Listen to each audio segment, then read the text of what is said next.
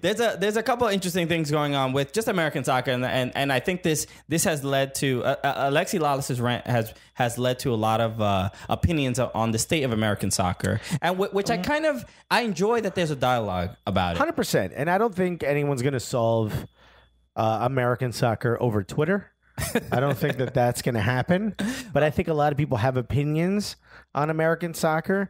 And sometimes it's out of love, and sometimes it's out of pure stupidity, like Filip Bondy. Filip Bondy, who is he is a journalist, and he's for a huge sports magazine. You guys all know it, and it's probably your soccer Bible.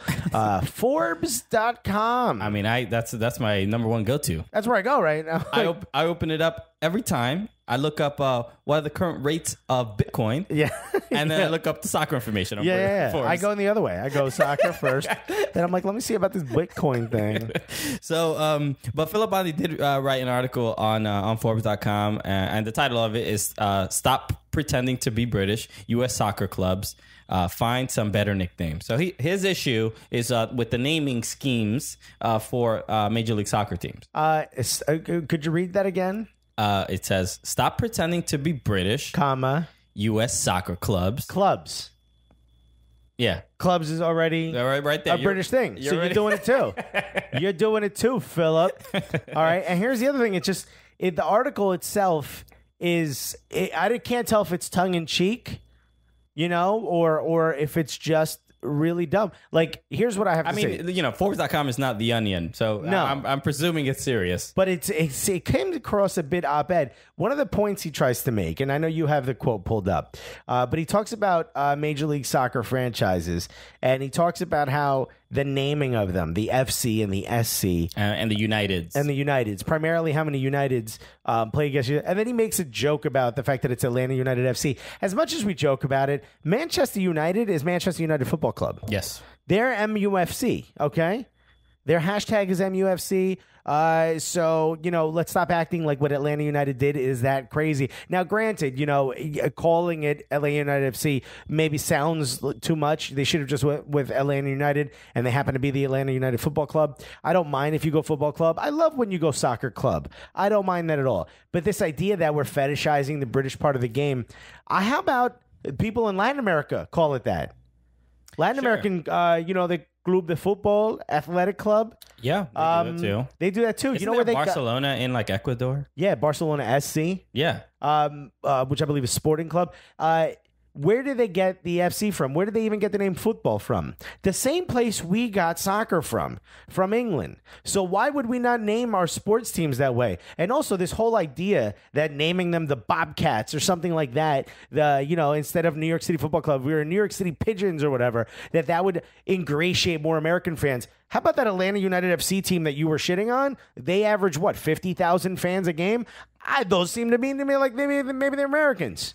But if they were the Atlanta Wolverines, they would probably get 100, right? 100,000. I mean, people be building their own stands, scaffolding just to see the game. This is the dumbest thing. Look, I don't want to. I think people have been going after Filip Bondy, and we're not the place for that. So we want to make sure that we use decorum when we're saying this. So from the bottom of my heart to you, Filip Bondy, go fuck yourself.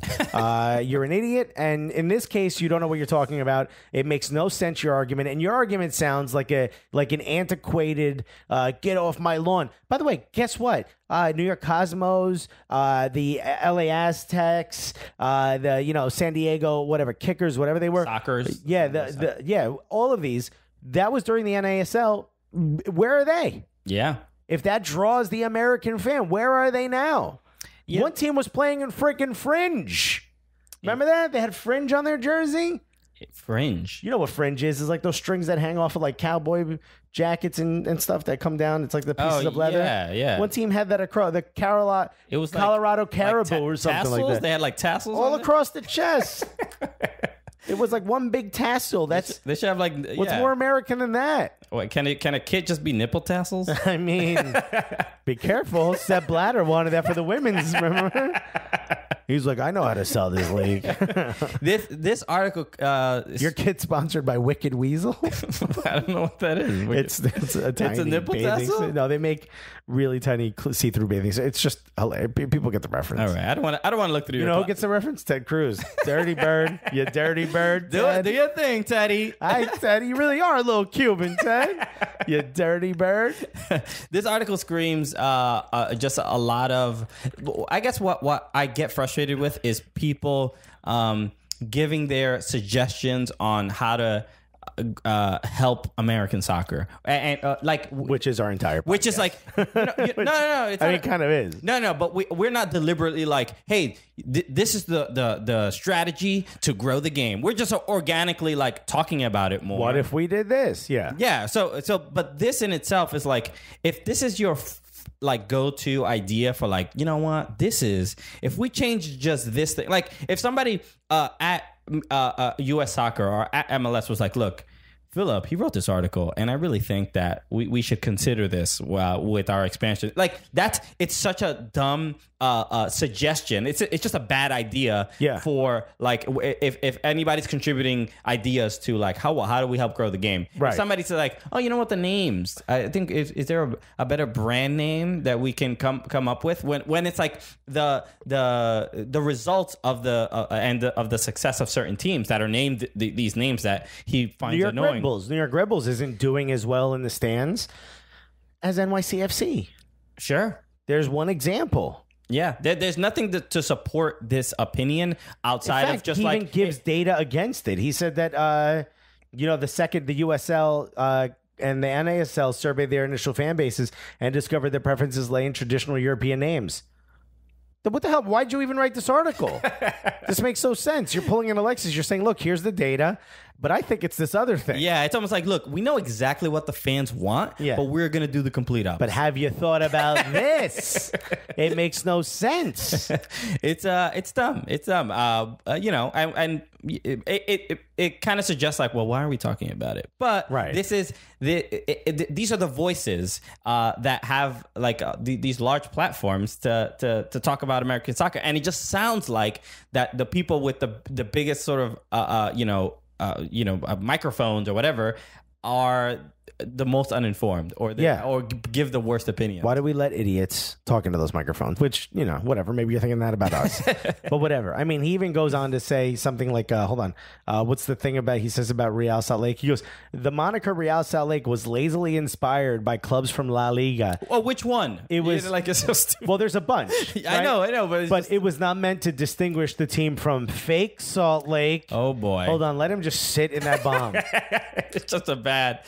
Just marinate in your terrible joke, Mr. Bondy. It's a bad joke. Oh my God. And also, if you did any research, you would know that Real is the Spanish word for royal. Yeah. And the king used to distinguish the clubs and allow them to be the royal version of that team. So you're now the Royal Madrid. You're Royal Sociedad. You're, the lack of, I know what the problem is. I've seen 4 games and I could solve this on Forbes.com. And the problem is the naming of the clubs, if we called them franchises instead and we called them the Wombats, a lot more people would go to the games. And I guarantee you there's going to be more fans at LAFC than there are at LA Galaxy. And I guarantee you that if there was Chicago Football Club, there'd be more fans, and they play downtown, there'd be more fans there than at the Fire. And on and on and on. And it's mainly not because of the naming. And I don't think people are reacting negatively to the traditional American names of city